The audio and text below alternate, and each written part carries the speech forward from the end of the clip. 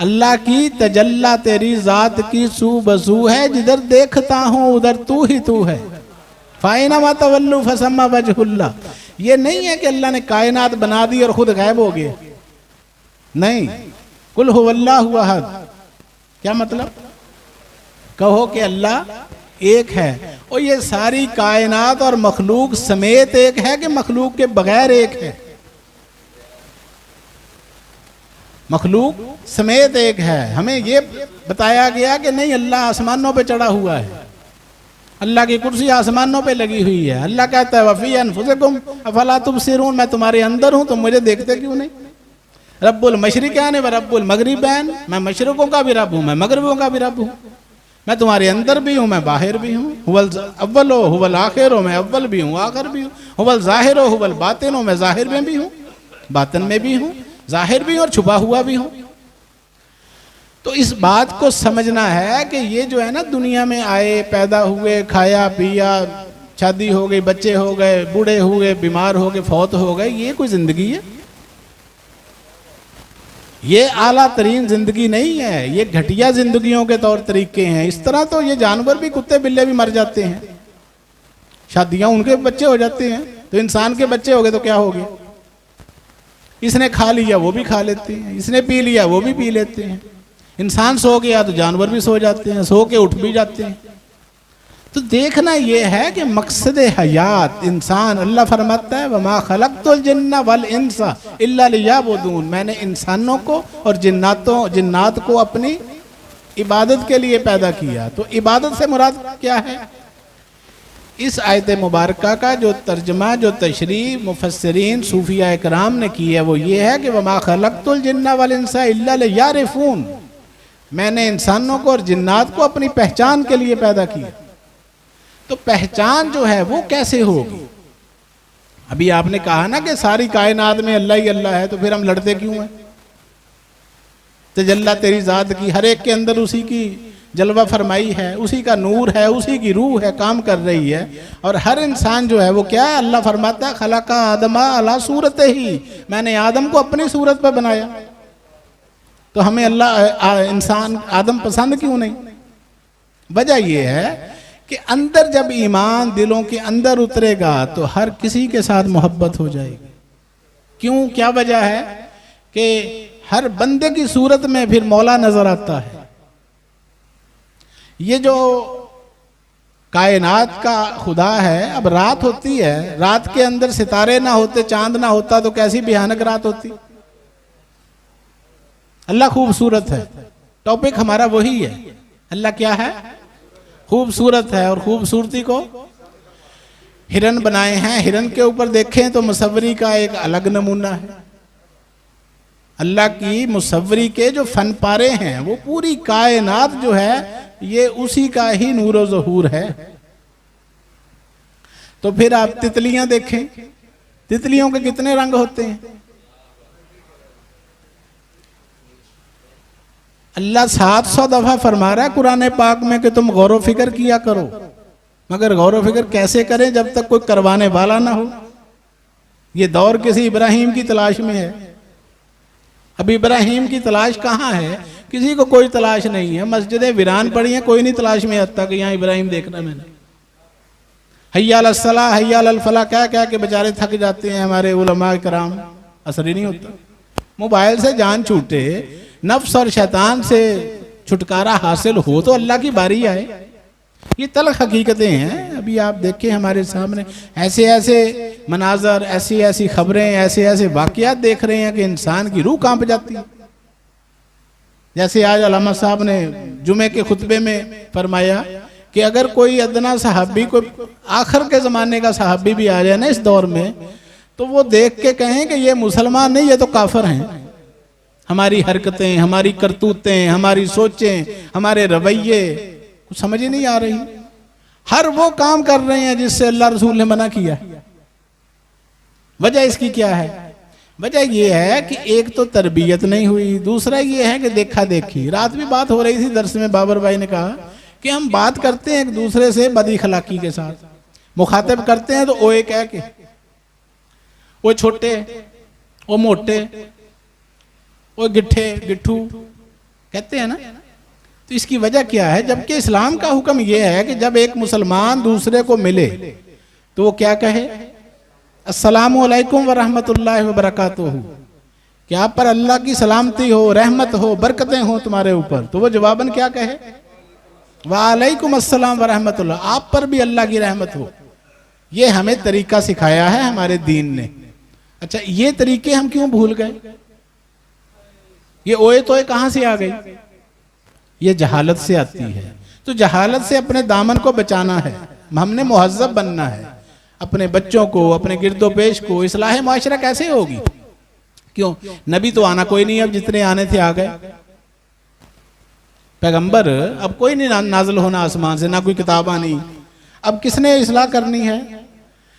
हर मुसलमान पर लाजम है अमर बिल मारूफ व नही अनिल मुनकर, नेकी का हुक्म दो, बुराई से रोको। जहां कोई गलत बात कर रहा हो उस पर खामोश रहना, ये मुसलमानों की आदत बन गई है। कहते चुप करो सानू की, क्या मतलब सानू की? अब ये क्या, ये ईमानदारों का ये तरीका है? ईमानदारों की निशानी क्या बताइए? अहले ईमान की निशानी। और जब कोई बुराई देखो तो उसको अगर हाथ से रोक सकते हो तो रोको। ये ताकत नहीं है तो दूसरा दर्जा कौन सा है? जुबान से बुराई को बुराई कहो, गलत को गलत कहो। और अगर ये भी नहीं तो दिल से बुरा जानो, और ये ईमान का घटिया तरीन दर्जा है। तो हम घटिया दर्जे में क्यों रहना चाहते हैं? आला दर्जे में आए। जो गलत बात हो रही है उसको रोकना, उसको टोकना, ये आपके ऊपर लाजम है। आपने जब देख लिया तो जिम्मेदारी आप पर आ गई। किसी मौलवी की जिम्मेदारी नहीं है कि गोल चौंक से पकड़ के लाओ, कि मौलवी साहब आएंगे तो केले का छिलका उठाएंगे। नहीं, जिसने देख लिया वही जिम्मेदार है। ये है अमर बिल मारूफ व नही अनिल मुनकर, बुराई से खुद भी रुको, दूसरों को भी रोको। अच्छाई का खुद भी अमल करो और दूसरों को भी उसकी तलकीन करो। खाना पीना सोना जागना, उठ गए बैठ गए, पैसा पैसा पैसा, दीन ईमान खुदा रसूल, पैसा कब तक रहेगा ऐसा? वो माने ना माने है ही ऐसा। ये सोचें, ये तरीके ये कहां से आ गए? और कहते ये हैं कि हम जिस नबी का कलमा पढ़ते हैं उनके पेट पे पत्थर बंधे होते थे। ऐसे ही है? अच्छा, उनके पेट पे पत्थर बंधे होते थे तो हमारे क्यों नहीं बंधे हुए? कहते हैं उनके घर में कई कई दिन चूल्हा नहीं जलता था, तो आपके घर क्यों जल रहा है? ये तलख बातें हैं, छोटी बातें हैं, लेकिन यही दरअसल में बड़ी बातें हैं। दीन को सीखना जो है, सिखाना जो है, ये लाजम है। तफक्कुहु फिद्दीन, दीन की समझबूझ पैदा करो। ये टक्करे मारने का नाम दीन है? ऊपर हो गए नीचे हो गए, ऊपर हो गए नीचे हो गए, सलाम अलैकुम उठ के भाग गए, ना सलाम ना दुआ किसी से, भागे आए भागे गए। तो लिया क्या? क्या हासिल किया? नमाजो रोजा हो, कुर्बानी हो, हज, ये सब बाकी है, तू बाकी नहीं है। अल्लाह फरमाता है बेहजूरी की नमाजें मैं उठाकर मुंह पे दे मारूंगा। नमाज, मैंने कई दफा कहा कि नमाज एक अलग पर्चा है, हकूक़ुल इबाद के अलग नंबर हैं, हकूक़ुल्लाह के अलग हैं, अखलाकियात के अलग हैं, मामलात के अलग हैं। ये सारा कुछ मिलकर दीन इस्लाम बनता है। तो अपनी जिंदगियों में खूबसूरती लाएं। क्या वजह? कि अल्लाह जो है वो बहुत खूबसूरत है, बहुत मेहरबान है, 70 माओं से ज्यादा मेहरबान है। लेन देन, मामलात की खूबसूरती, किसी से पैसे ले लिए वापस नहीं करते। क्यों सईद साहब? ऐसा ही है। हुक्म यह है कि जब किसी से कर्ज लो तो उसके मुतालबा करने से पहले, उसके तलब करने से पहले, वादे से पहले वापस लौटा दो। ये क्या है? ये मामलात की खूबसूरती है, क्योंकि अल्लाह खूबसूरत है।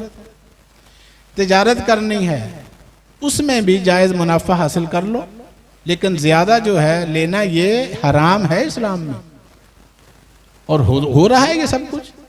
मुंह पे सफेद दाढ़ियां होती हैं, 7-7 8-8 कहते हैं जी हमने हज किए हुए हैं, हर जो है वो उम्रे बड़े करते हैं हम, और छुरा लेके बैठे होते हैं। वजह यह है कि हुलिया बना लिया मुसलमानों वाला, हुलिया धोखा देने के लिए बना लिया।